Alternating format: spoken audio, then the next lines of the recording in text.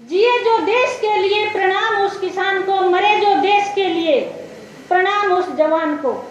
आज इस देश में ऐसे हालात पैदा हो रहे हैं, ना तो किसान सुरक्षित है और ना ही जवान सुरक्षित है।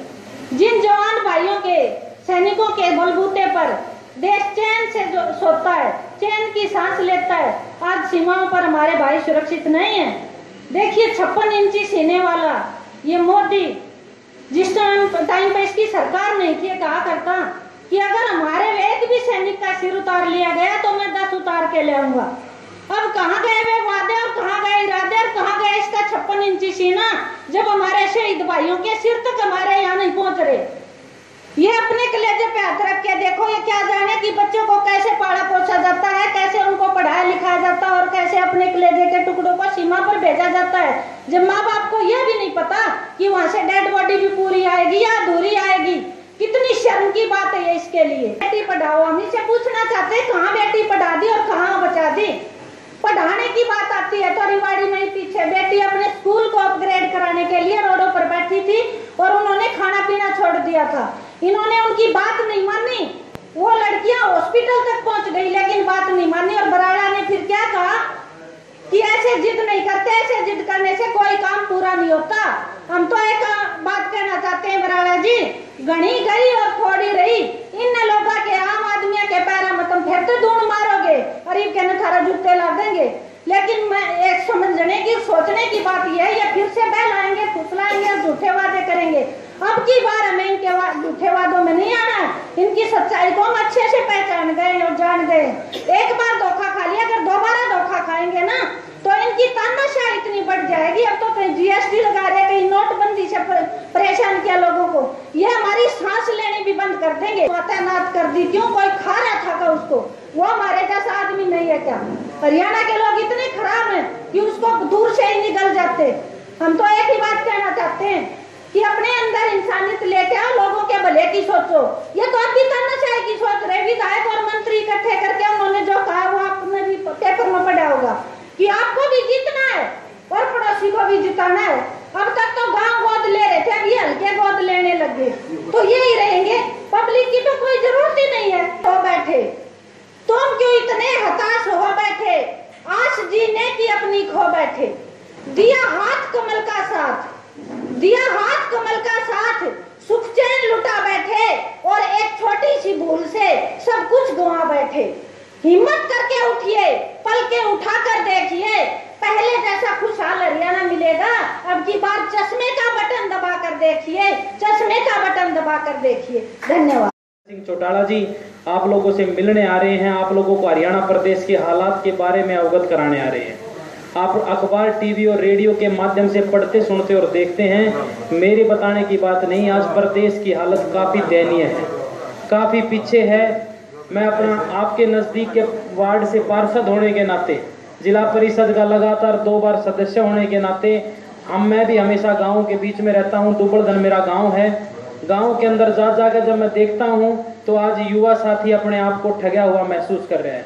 आज युवा साथी मुंह बहाए बाट देखने लग रहा है कि कब चौधरी देवीलाल जी के नक्शे कदम पर चलने वाली सरकार इस प्रदेश में ताबिज हो और इस हरियाणा प्रदेश का हाल बदलने का काम करे।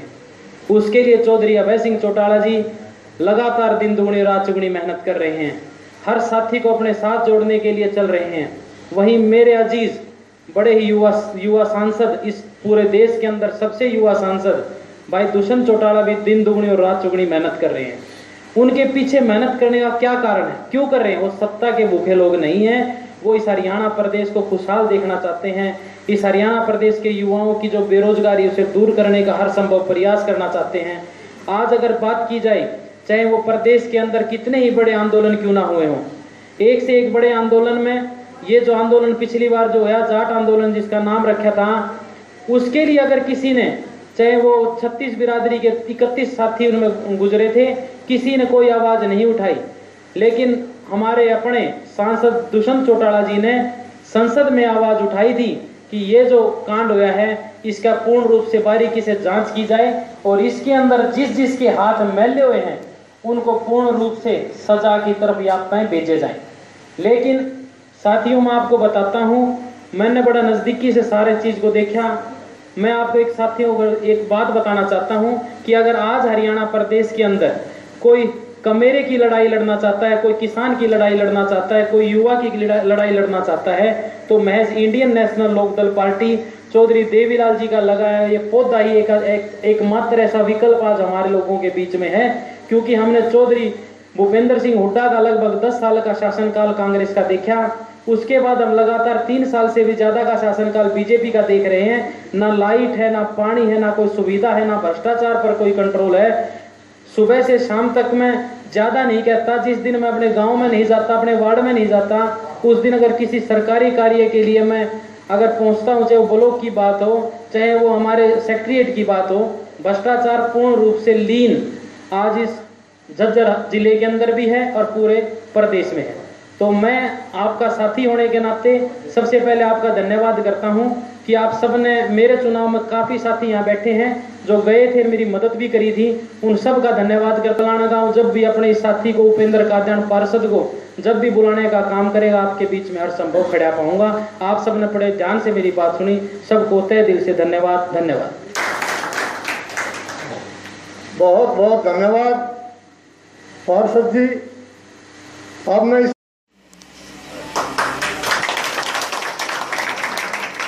अपनी तरफ से और अपने गांव गौलाना की तरफ से दिल की गहराई से चौधरी साहब का अभिनंदन करता हूँ, स्वागत करता हूँ। आपसे प्रार्थना भी करता हूँ कि जोरदार ताली चौधरी साहब का स्वागत करें।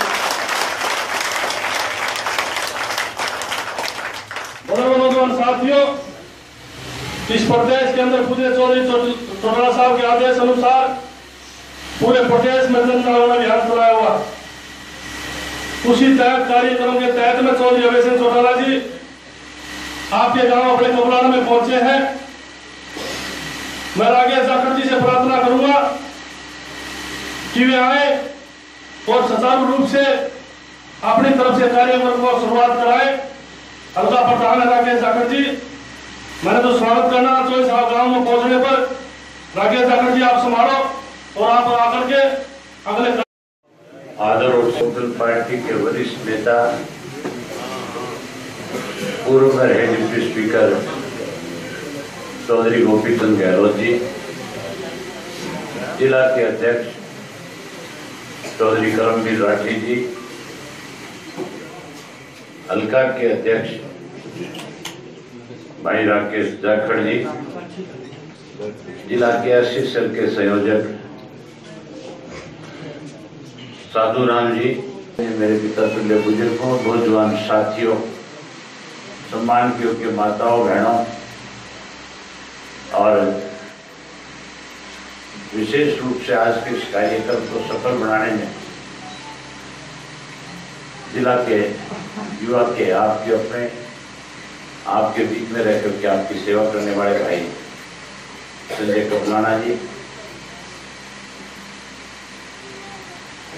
मेरे से पहले जो साथी बोलने वाले थे उन सब साथियों ने आपके सामने इस प्रदेश में बनी हुई भाजपा की सरकार को, जिसके 3 वर्ष के लगभग आज समय पूरा हो चुका है, इन 3 वर्षों में किस किस्म के हालात प्रदेश के रहे इन 3 वर्ष में भारतीय जनता पार्टी ने लोगों से किए हुए वायदे, जिन पे मेरे से पूर्व बोलने वाले साथियों ने खुल करके आपके सामने चर्चा करी,